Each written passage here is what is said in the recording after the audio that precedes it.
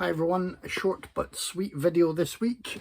I have a few things to mention. I hope you enjoyed the view of the top of my head there. But there's nothing that's the main focus. We hope you enjoyed the podcast and listening to the other guys dismiss my choice of It's a Gift while we tried to probe deeper into Sleeping Beauty, which was Tyler's choice, which was an interesting one. I'll say you can check it out, and if you love it or hate it, I think you'll find there's at least quite a bit there to consider and maybe view in terms of different readings of certain scenes. So, you know, I'd recommend it for that reason, not necessarily for being one that you'll like. I've got to figure out what else I'm going to watch this week, but I've been watching a few good titles on Mubi, which I'll come to shortly.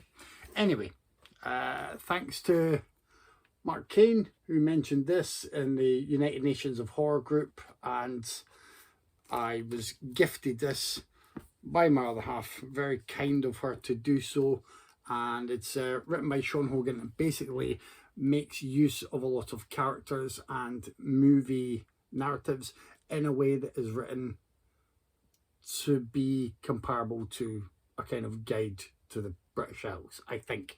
So I'm very much looking forward to reading that. I've been given that when someone who shall remain nameless, Linus, mentioned that there is kind of a follow-up, Three Mothers, One Father, and it is a similar idea but through Europe. So still, again, Sean Hogan. I'm intrigued by this whole Black Shuck Shadows kind of small press idea, Black Shuck Books. This was only $4.99. The England Screaming was a lot more than $4.99. But together, I think they're a really interesting package for horror fans to read. So I'm looking forward to getting to them at some point in the near future. And my reading level is still up there, so I'm happy with the idea that I may get to them this year. So big progress in the reading stakes. I'm probably now in the age 8 to 11 section for the reading rate.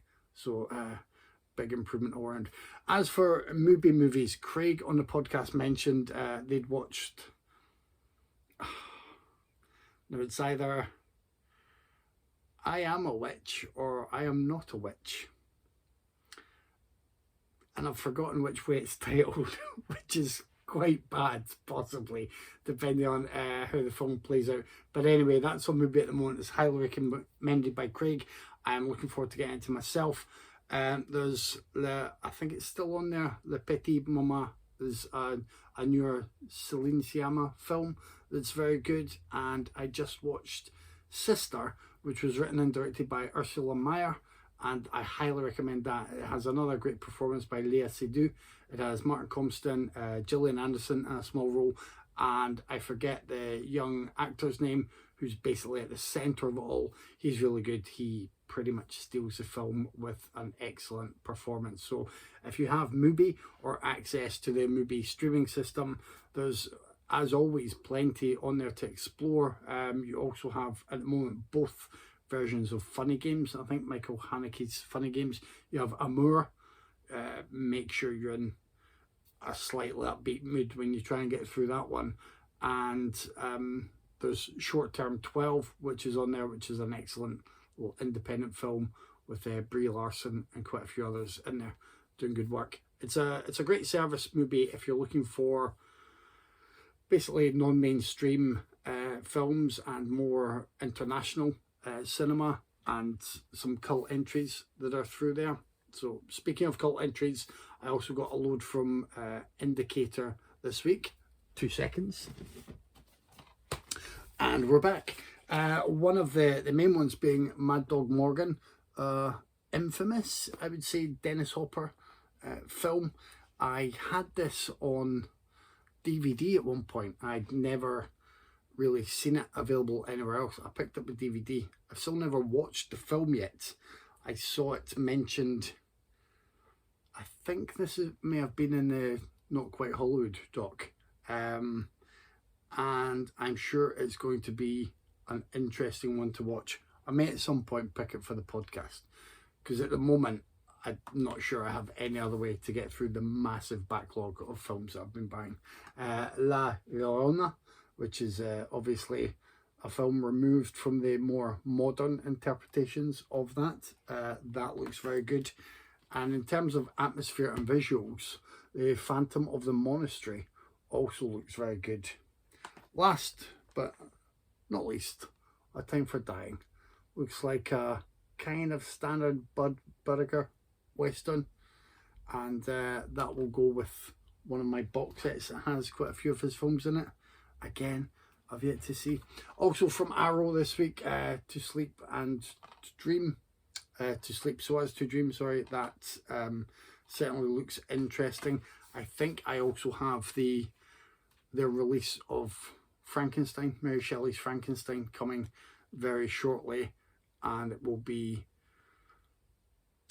will definitely be interesting watching that again for the first time in about 25 years or so. I don't know when it was first out, when it was on VHS. I believe that was the last time I watched it. So plenty for me to get through. I'm also enjoying a bit more TV at the moment. Let me put this down. I'm behind the times, so about halfway through season 2 of Killing Eve. The last season is playing out just now. Really enjoying that. It does live up to the hype as far as I'm concerned. And then I've started a few episodes of a Scottish comedy show called Still Game, and friends had told me for years to watch that, and it is quite funny. So, you know, your mileage will vary, but I recommend both of those. No Exit is a good little thriller on Disney Plus that I just watched. There's quite a few dropping on there recently that kind of makes it hard to keep up with how much is appearing there. So at the moment, I would say in terms of the movies that would be of interest to film fans who may not have been able to get to the cinema as much lately, I think Disney Plus is a really good option. If you can get a free trial or a sort of half price deal or whatever. They've just had Nightmare Alley landing on there. They've got Spielberg's West Side Story, obviously the Book of Boba Fett following on from the Mandalorian seasons, a remake of Cheaper by the Dozen, which I'm sure everyone will hate, but I'm looking forward to giving that a watch because I don't mind enjoyable family comedies at times. And as I said, No Exit is a thriller that's on there. It's quite new from, I think, the past week or two. Very good. Better than most of the thrillers I've seen lately pushed by Netflix. And then a lot of people are discussing Fresh. Fresh is a new one on there, which, yeah, I may get to that quite soon. May even be able to discuss it next week. I'm not sure. The focus this week for the podcast is, as I hinted at the other week, because of certain draconian laws being put in place and a strong pushback against rights of individuals, we are, you know, happy to just keep saying gay. We all say gay all the time, and we believe that trans rights matter. So we are selecting a number of movies that will look at LGBTQ plus matters and particularly transgender individuals, whether it is characters in front of the camera or people who have worked behind the camera. So we're doing that. And as I said before, if you think this is us getting political, it isn't political to want everyone to have the same basic human rights. So if you want to view things through that filter, you can also just block us from your filter. That is not a problem. We don't do this for the popularity or the ratings, because if we did, we would be aiming much higher than we are at the moment. Trust me, we just really don't. But we hope that that's going to make for an interesting discussion. We hope that we do the little bit that we can to continue to be a small voice in the crowd of voices that speaks out every day, every week, all the time.